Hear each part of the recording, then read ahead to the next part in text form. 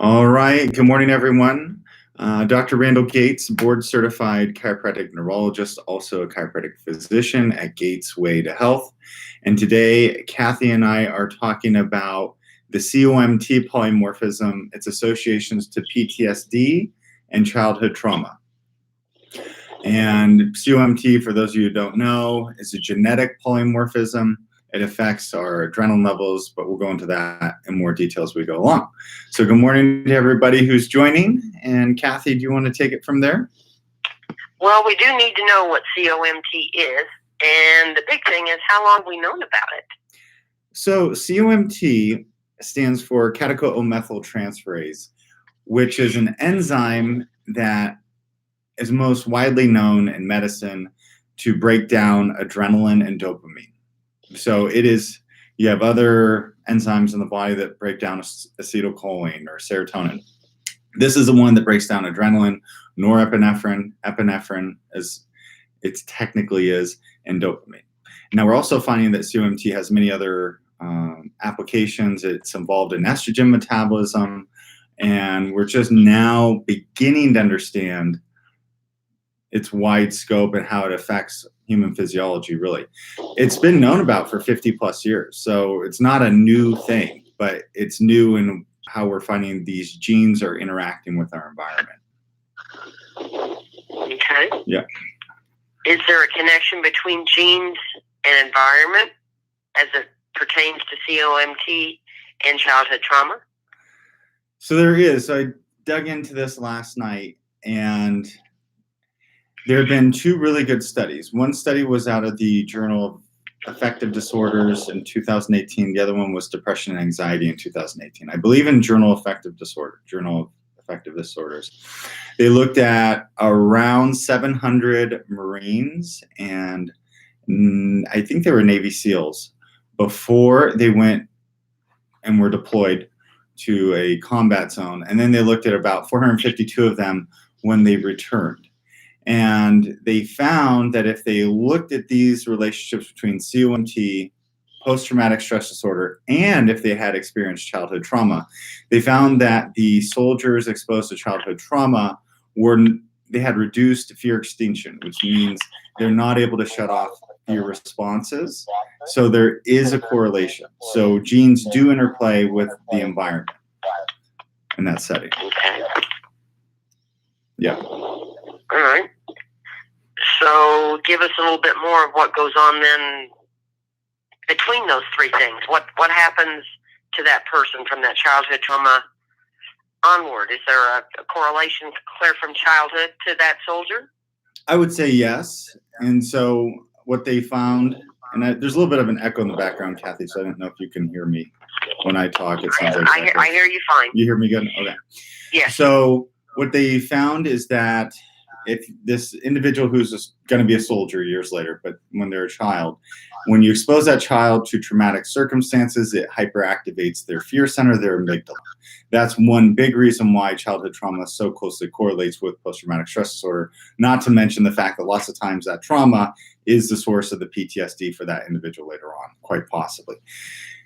Second, when you look at neurotransmitters in the brain, and if you cannot break down norepinephrine and dopamine, and you would think of them as adrenaline and dopamine, well, in that scenario, if a person is exposed to a fearful circumstance, then those neurotransmitters are going to ramp up and they're going to be higher in the brain.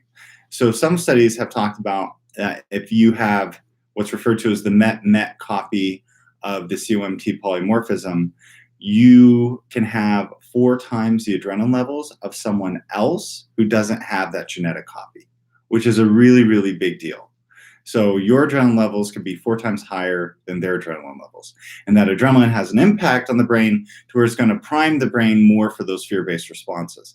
So that's why, Kathy, I think we're seeing that gene times environment reaction there, because you take somebody who's exposed to childhood trauma, if that's not bad enough, then if you add in the genetic piece where they cannot break down these chemicals, now they build up through time, and that's going to affect the way their brain wires and the way their brain develops. I think it was last year, you and I talked about an article, I'd have to dig it up, where they went to a hurricane zone. I think this was actually the hurricane that you guys were almost involved in a few years back. So they went to this hurricane zone and they took basically cheek swabs of a group of kids at a school, and they determined their COMT status, and they were able to predict with 100% certainty, 100% certainty, whether a child would have depression after the hurricane or whether they would have PTSD based on this COMT polymorphism.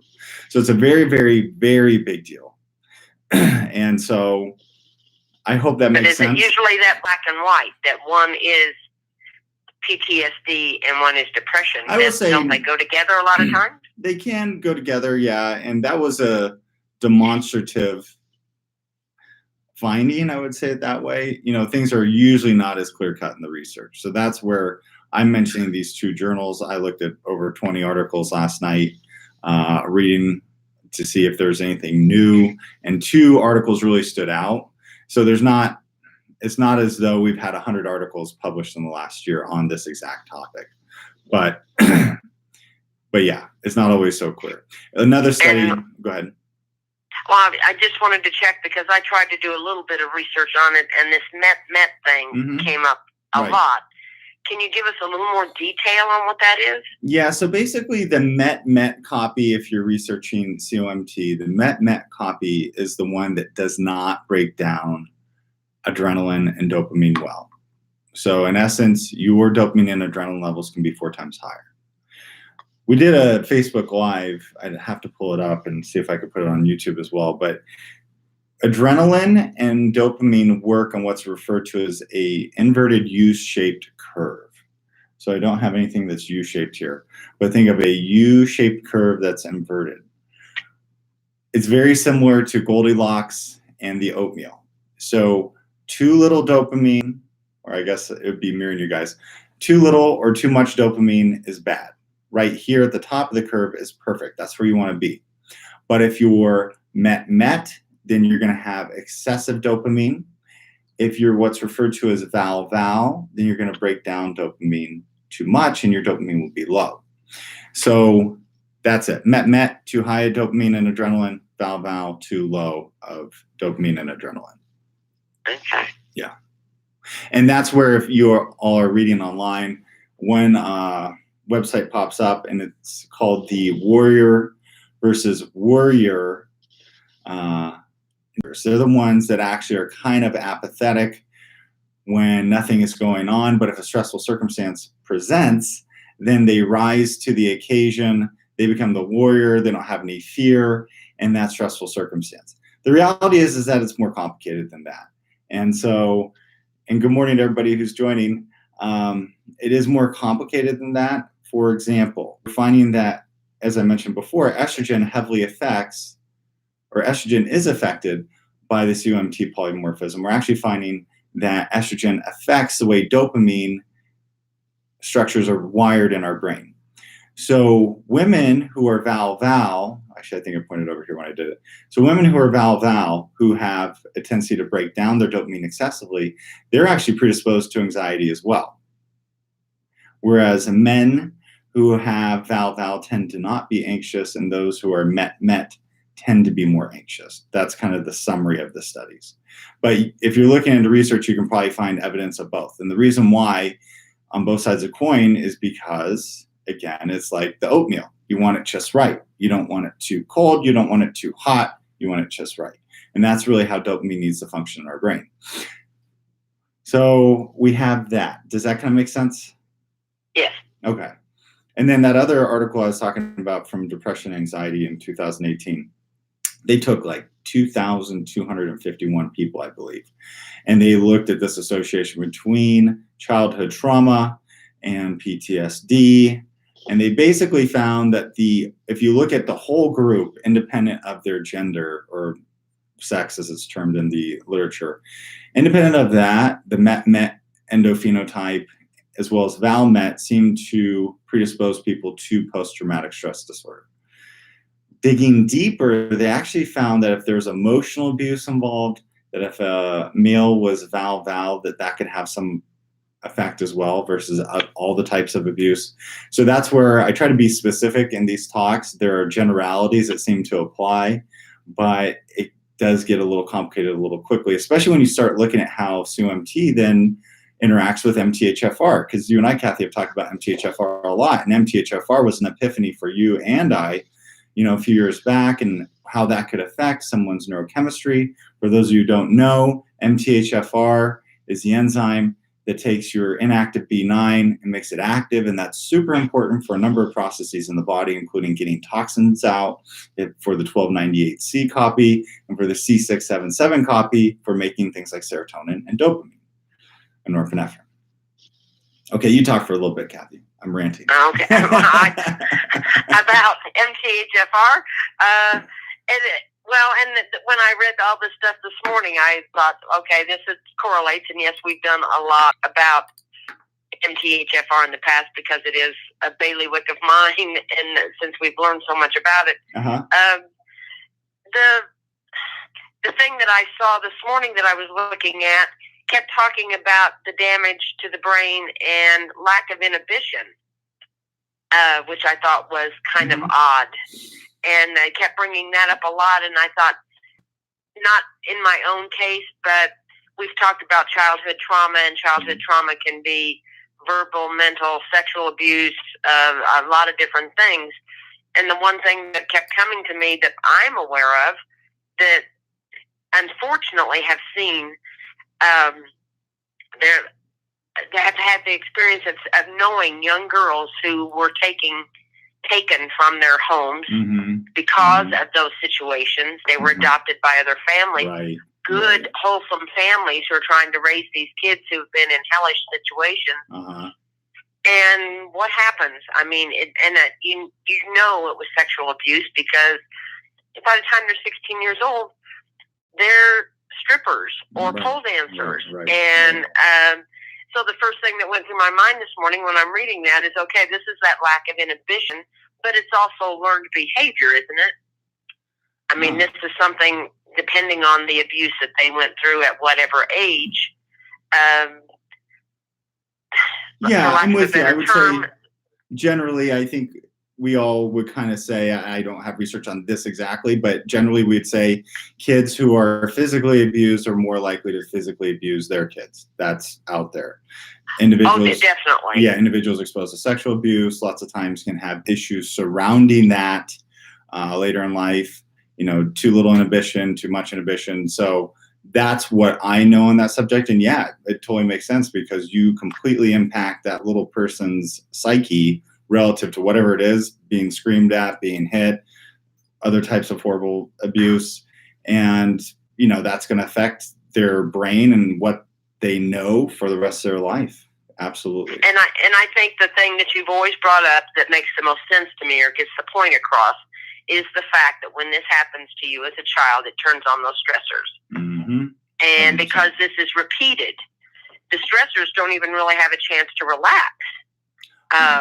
This continues, so the stressor's on forever. So what happens if you leave a pot of water boiling on a stove and you don't turn it off? Exactly. Okay, it burns up, and leave an egg in it and it'll explode if you leave it long enough. I think a lot of times that's the mental image when you're talking about this that goes through my mind, is just how much pressure would have to build up in someone by having those stressors turned on for so long with no time to relax or shut down. I think that gives a real good indication as to what can happen in the psyche. And what can, we oftentimes, if you watch Criminal Minds or these different shows of these people who, have these psychic breaks, and they, the people who, profile them, they come up with this, and that's the thing they're looking for. And that, quite honestly, it's nice that the FBI, they show this as these people being someone who's actually trying to figure out what that break was. They're not really blaming the person. They know that there is a cause back there somewhere. Something has happened. Is this person guilty of the crime they committed? A lot of times that's a huge question mark, because what the hell have they been through? True.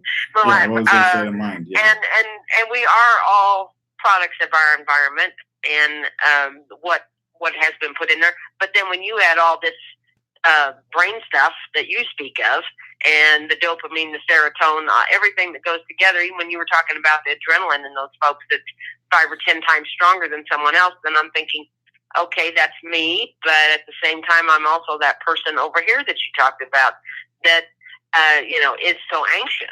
Mm-hmm. I can be the warrior, but I can be the anxious person too. Mm-hmm. So right. By listening to that, then I know I've got all this different stuff going on with my dopamine, my adrenaline, and all this thing. Mm-hmm.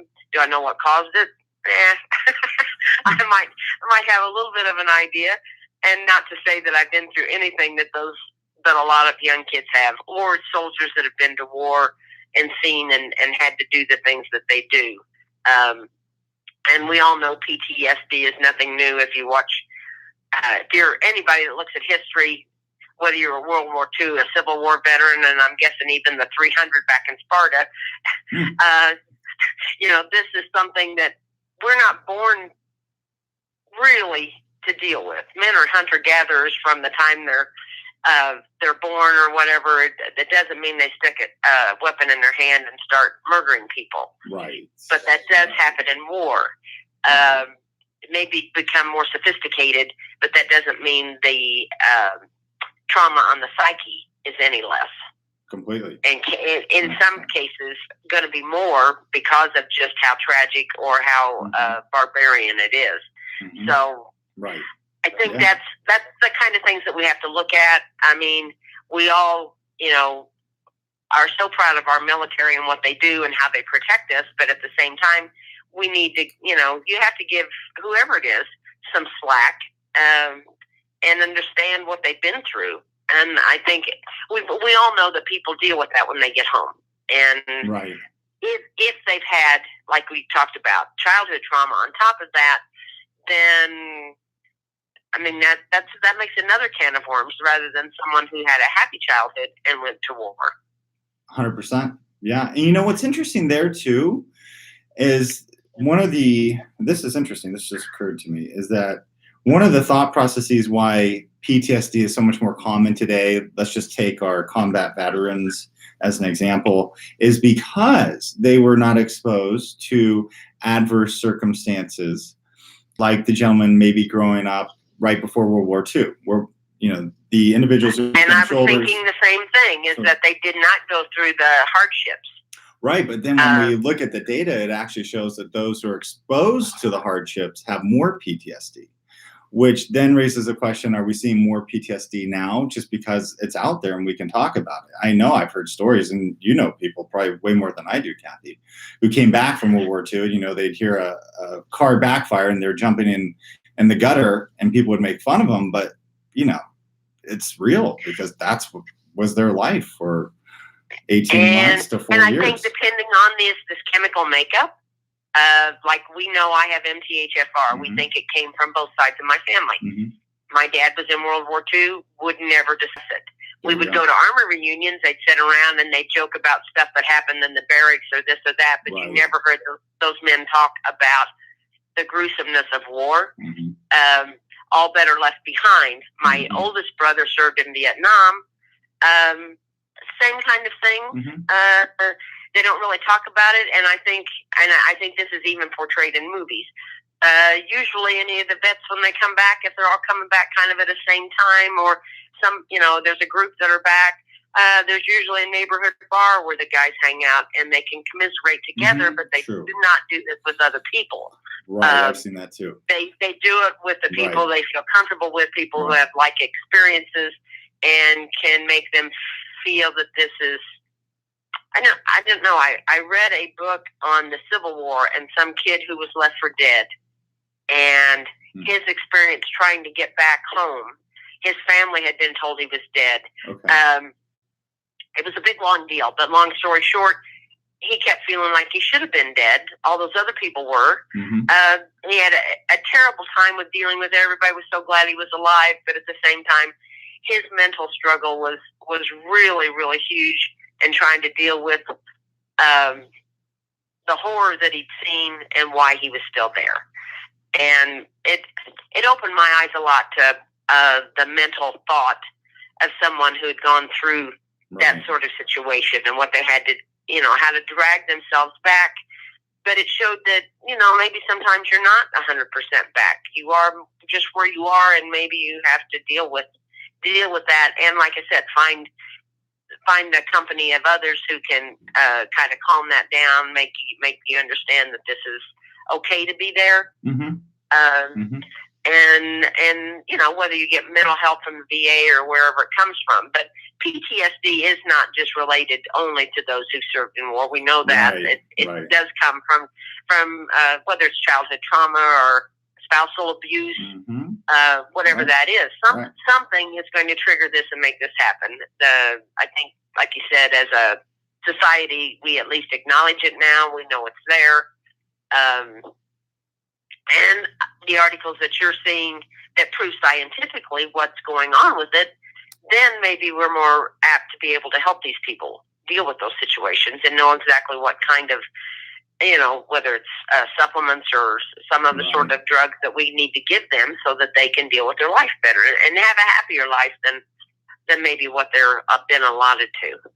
I agree. And that's where, if there's any silver lining in this discussion, it would be that for parents, loved ones of somebody who, let's say in this circumstance, has been through childhood trauma and they do have PTSD from the childhood trauma or war or some other circumstance in life, being assessed for a COMT polymorphism, MTHFR.